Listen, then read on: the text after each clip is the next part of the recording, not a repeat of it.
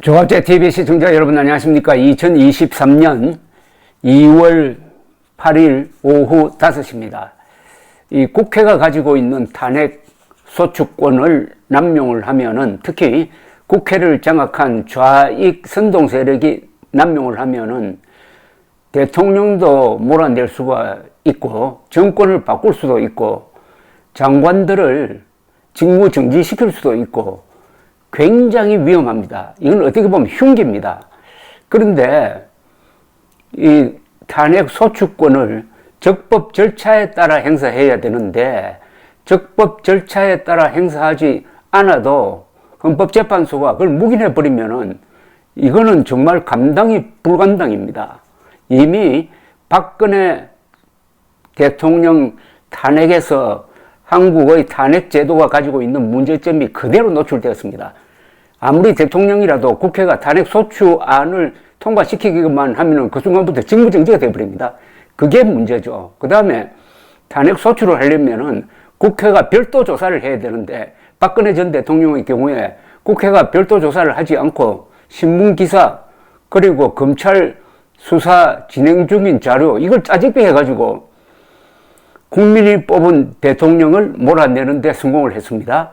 이런 식으로 탄핵 소추권이 남용되면은 대통령 중심제라도 이거 굉장히 불안합니다. 대통령 중심제의 장점은 임기가 보장된다는 건데 더구나 이게 좌파 정당과 외부의 이 선동 세력, 언론 이런 것들이 작당을 하면은 한국의 자유민주주의를 형해화시킬 수가 있습니다. 그런 사례가 오늘 또 발생을 했습니다.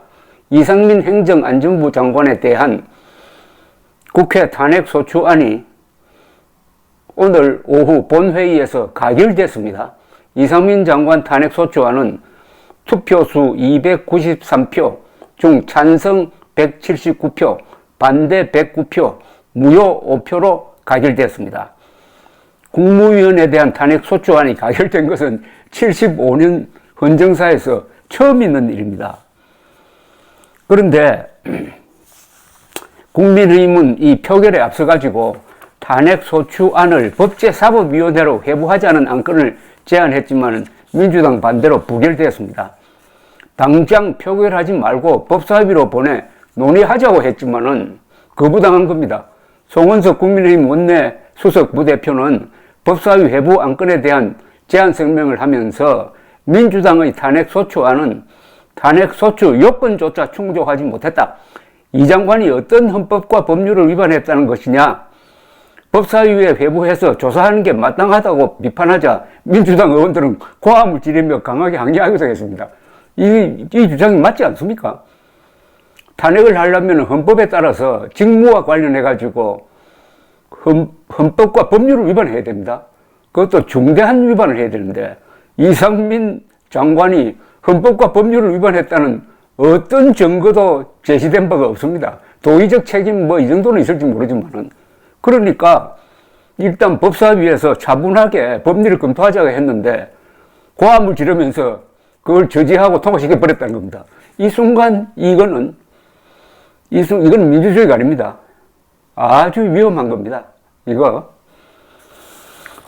가결된 탄핵 소추안은 국회의장이 법제사법위원장에게 송달을 하고 법사위원장은 이를 다시 헌법재판소에 송달합니다.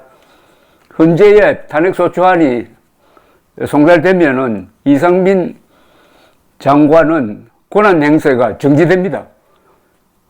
헌법재판소 결정이 나올 때까지. 그런데 지금 국회 법사위원장은 누구냐 하면은 국민의힘 김도읍 의원입니다. 이 김도읍 의원이 국회를 대리해가지고 헌법재판소에 나가가지고 이상민 장관을 왜 탄핵해야 되느냐 하는 제안 설명하고 검사 역할을 하게 돼 있으니까 이거 참 곤혹스럽게 됐습니다.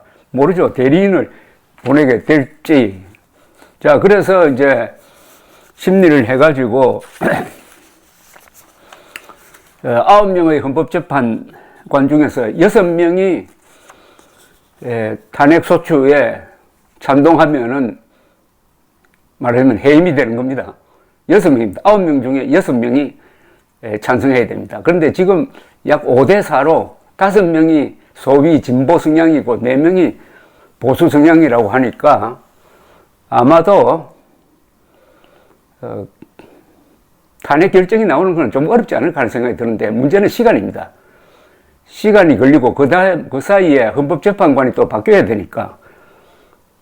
자, 여기에 대해서 대통령실은 의회주의 포기라고 반박하고 나섰습니다. 언론 공지를 통해서 의정사의 부끄러운 역사로 기록될 것이다 라면서 반발을 했습니다. 조홍 원내대표는 민주당이 요건도 되지 않는 탄핵소추안을 다수 힘으로 밀어붙였다 이렇게 됐습니다. 요건도 되지 않는다. 헌법 65조는 직무와 관련해가지고 공무원 중에서 특정된 장관, 대통령 등이 헌법과 법률을 위반할 때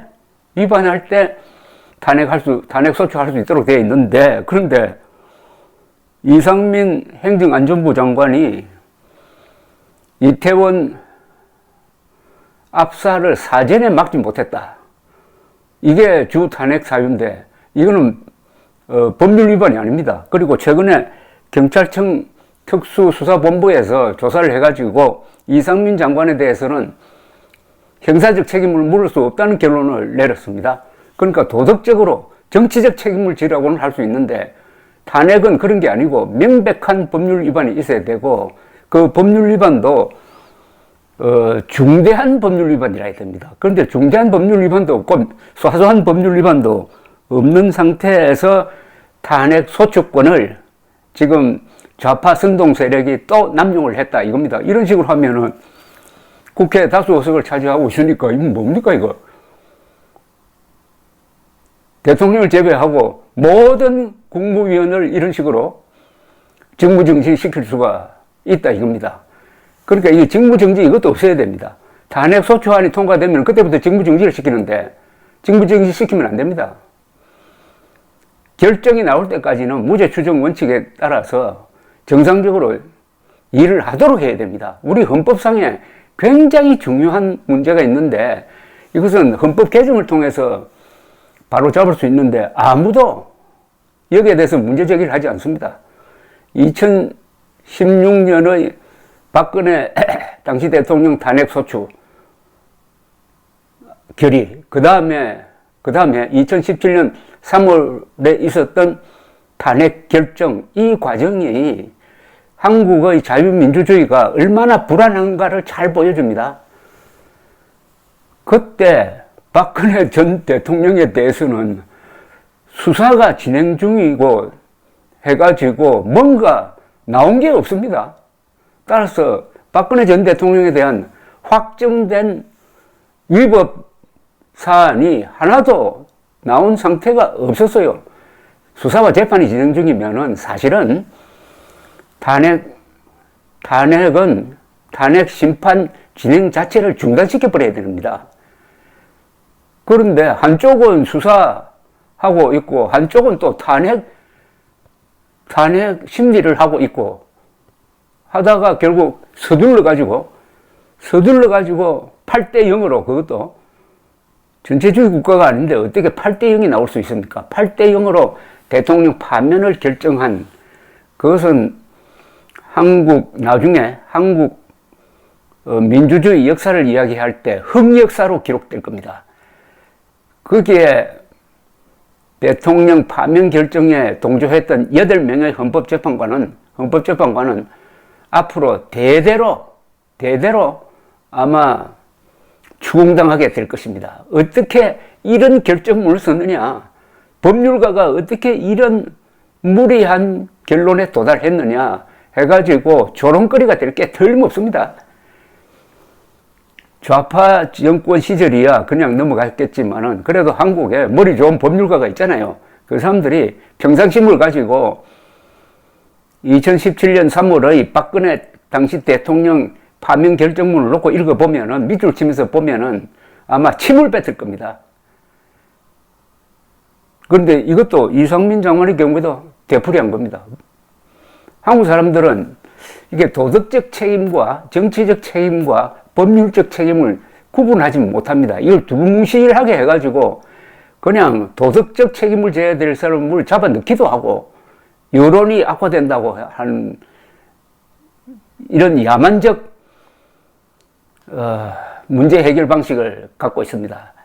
타이타닉호가 침몰해가지고 많은 근 2,000명이 되는 사람이 죽었지만은 그 선주라든지 아무도 영국은 형사처벌하지 않았습니다. 이건 형사적으로 다뤄야 될 문제가 아니고 행정적으로 다루고 과학적으로 다뤄야 될 문제다라고 했습니다.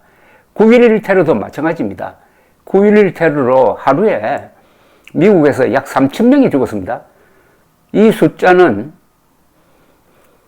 1941년 12월 일본이 호놀룰루를 공습한 진주만 기습 때 죽은 숫자보다 더 많습니다.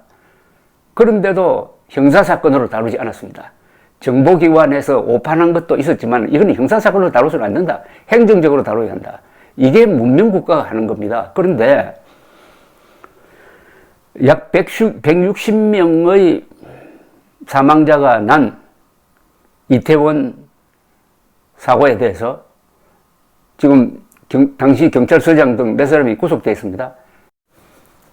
이런 사람들에게 국정 운영을 맡겨놓으면은 좌파 선동 세력끼리 작당을 해가지고 김정은과 싸우는 대통령도 그리고 국방부 장관도 이런 식으로 탄핵할 수 있다는 이런 대한민국 이 헌법 속에 있는 아주 치명적 약점, 이걸 보완하려는 노력이 전혀 없다.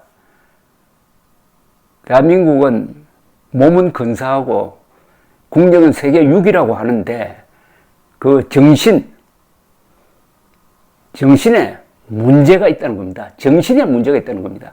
아니, 아무리 몸이 좋고 학력 좋고 머리 좋아도 영혼과 정신이 병들면 어떻게 됩니까? 대한민국은 아직도 미래가 결정되지 않는 나라라는 것을 오늘 다시 확인하게 됩니다. 감사합니다.